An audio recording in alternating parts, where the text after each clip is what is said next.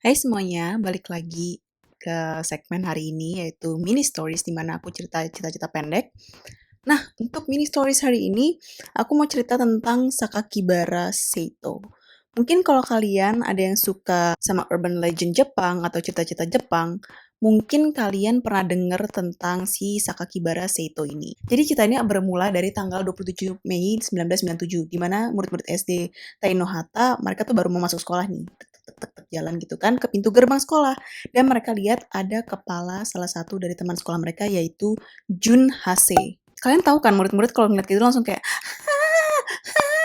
apa ini? Nggak terkecuali guru-guru. Guru-guru juga shock banget dan mereka menemukan bagian lain dari Jun ada di depan pintu depan sekolah. Akhirnya guru-guru langsung telepon polisi dan polisi datang untuk menginvestigasi kasus tersebut. Di mulutnya si Jun itu ada kayak semacam pesan gitu ya, ada semacam kertas. Jadi kertasnya tuh berisikan pesan. Ini bukan kertas aslinya ya. Intinya di pesan itu pelaku memberitahukan kalau dia mau balas dendam atas kepahitan yang dia rasakan selama ini. Dan dia juga kayak ceng-cengin polisi. Bisa nggak lo nangkep gue? Belagu. Di pesan tersebut dituliskan kalau pseudonym atau nama alias si pelaku tersebut adalah Sakakibara Seito. Karena polisi takut kalau ini adalah kasus balas dendam, di mana berarti si pelaku akan mencari korban lagi, makanya polisi membuka kasus ini besar-besaran, dan kepolisian pun mengerahkan banyak banget bala bantuan dari departemen mereka untuk menyelesaikan masalah ini. Terlebih lagi, si Jun Hase ini dia adalah siswa yang berkebutuhan khusus.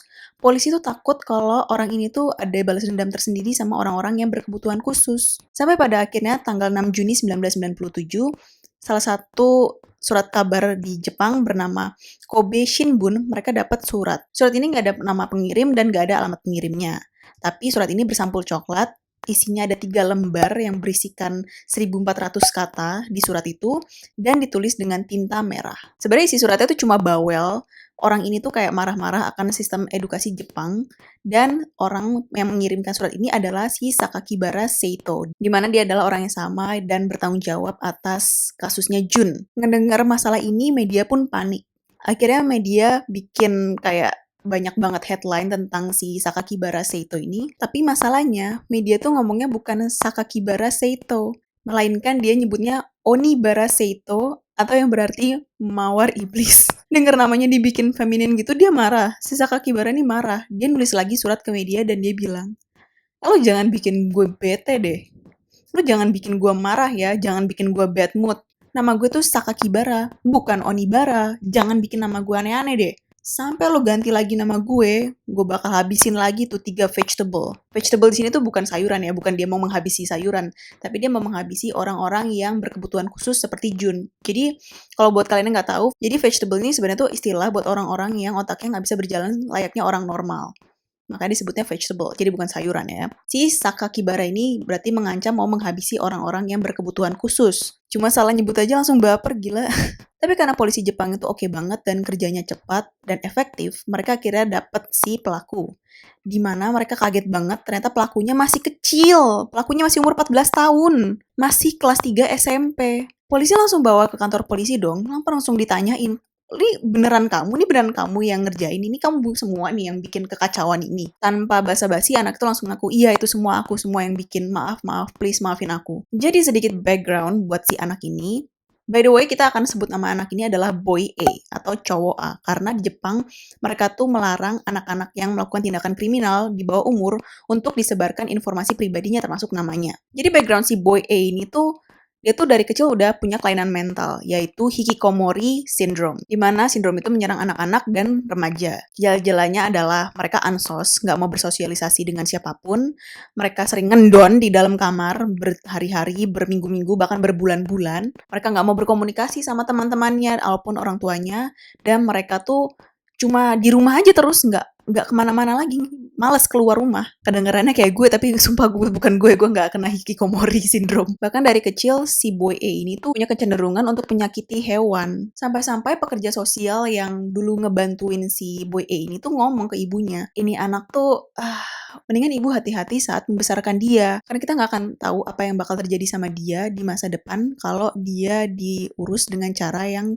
agak kasar atau tidak sesuai dengan kebutuhannya dia. Tapi si ibunya nggak dengerin dong. Si ibunya si Boy A ini malah tetap ngepres si anak ini terus. Dia tetap ngepres Boy A terus untuk dapat ranking, untuk dapat nilai bagus. Kenapa? Karena emang itu tuntutan sistem edukasinya di Jepang ya, di mana kalian tuh harus dapat nilai bagus kalau mau masuk sekolah yang bagus. Nah, dari sekolah yang bagus, makanya anak itu bisa masuk ke universitas yang bagus. Universitas yang bagus, kalian bisa masuk ke pekerjaan yang bagus. Jadi saling berkaitan gitu ya. Karena orang tuanya, terutama ibunya itu terlalu ambisius, makanya anak itu bener-bener dipres supaya gimana caranya berprestasi di sekolah. Oke, balik lagi ke ceritanya si Boy A di kantor polisi. Selain dia ngaku karena dia udah menghabisi Jun, dia juga mengaku kalau tanggal 16 Maret 1997, dia juga menghabisi seorang perempuan kecil berumur 10 tahun yang bernama Ayaka Yamashita. Dia menghabisi Ayaka dengan palu. Kenapa rekornya bisa precise, bisa pas banget tanggal dan tahun segala macamnya?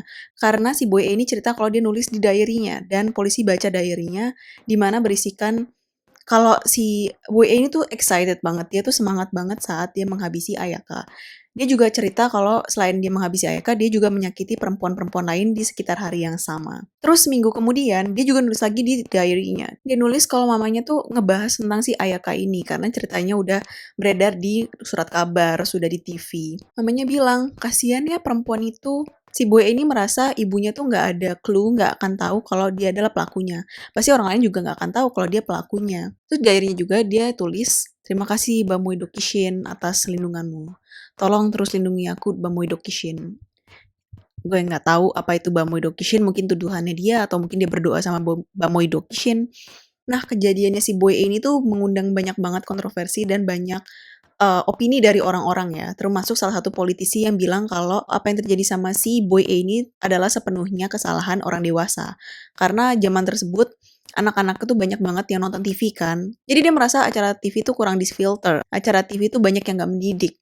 Dan itu semua adalah salah orang dewasa. Selain itu, di Jepang mereka tuh punya ada salah satu kayak badan kayak untuk membentuk undang-undang namanya Japanese Diet. Nah, Japanese Diet itu mereka harus merevisi undang-undang mereka di mana umur minimum anak yang melakukan tindakan kriminal diubah dari umur 16 tahun jadi 14 tahun. Nah, maka dari itu, si Boy ini masuk penjara atas semua yang dia perbuat. Tapi pada akhirnya tanggal 11 Maret 2004, Boy A ini dibebaskan di penjara. Tapi nggak sepenuhnya, jadi cuma sebagian doang.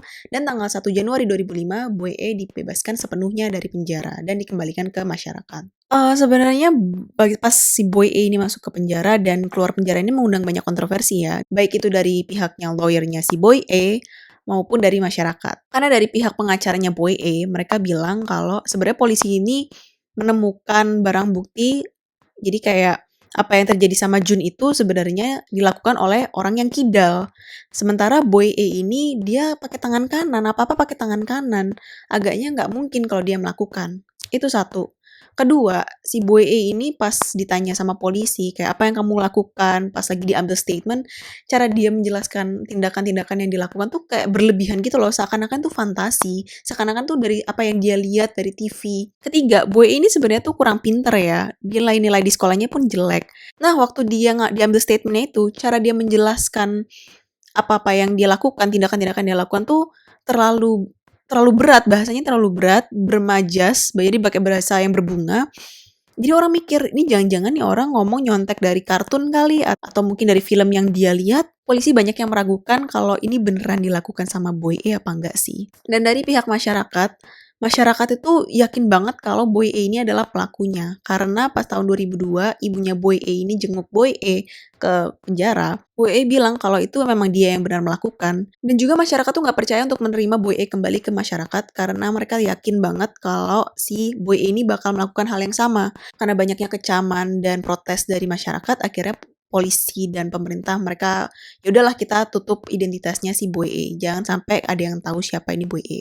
Dan di tahun 2015 Boy A ini dia bikin satu buku yang judulnya Zeka.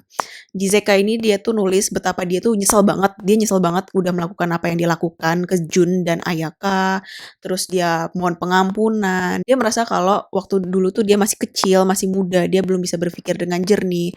Dia merasa apa yang dia lakukan tuh udah parah banget dan dia nggak layak mendapat pengampunan dari siapapun. apapun. Tapi di satu sisi dia juga, di buku itu dia juga tulis gimana dia memperlakukan Jun dan Ayaka. Jadi kayak gimana caranya dia menghabisi Jun dan Ayaka secara detail. Dia detail banget, dia deskripsiin gimana caranya. Oh, Jun aku giniin. Oh, Ayaka aku giniin. Bahkan sampai orang tuanya Jun tuh marah banget. Dan gimana caranya mereka berusaha untuk memberhentikan produksi buku ini. Tapi nggak bisa karena satu Jepang suka banget sama buku ini. Dan buku ini jadi bestseller di Jepang. Belagu nih. Boy E merasa, wah gue dapet dukungan dari sana-sini. Dia upload lah satu foto di mana ada seorang pria tanpa busana dan dia photoshop pakai mukanya dia dan dia bilang, ini aku, Sakakibara Seito. Publik yang tadinya respect sama dia jadi kesel banget dong. Sampai salah satu orang ada yang dia udah gak tahan banget sama si Sakakibara Seito ini atau si Boy E ini dan dia akhirnya ngedox. Dia menyebarkan informasi aslinya Sakakibara ke internet. Jadi si Boy E ini nama aslinya ternyata adalah Shinichiro Azuma. Umurnya 32 tahun saat itu.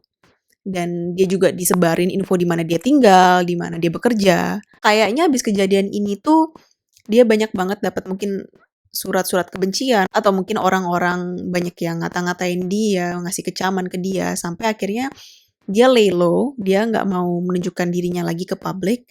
Karena aku nggak nemuin lagi setelah 2015, setelah hal bodoh yang dia lakukan ke publik itu, aku nggak nemuin lagi record tentang dia ya. Jadi aku nggak nemuin sekarang dia tuh gimana dan gimana, kerja apa, dan hidupnya sekarang gimana, udah menikah apa belum, aku nggak tahu sama sekali. Anyways, that's it for today. Menurut kalian pantas nggak sih si Sakakibara ini untuk bebas ke masyarakat? Kayak dia boleh nggak sih bergabung sama kita masyarakat lagi? Menurut kalian dia bakalan melakukan hal keji yang sebelumnya dilakukan lagi atau enggak? Oh ya, jangan lupa kalau kalian suka sama video ini, like, subscribe, and I'll see you on my next video. Bye!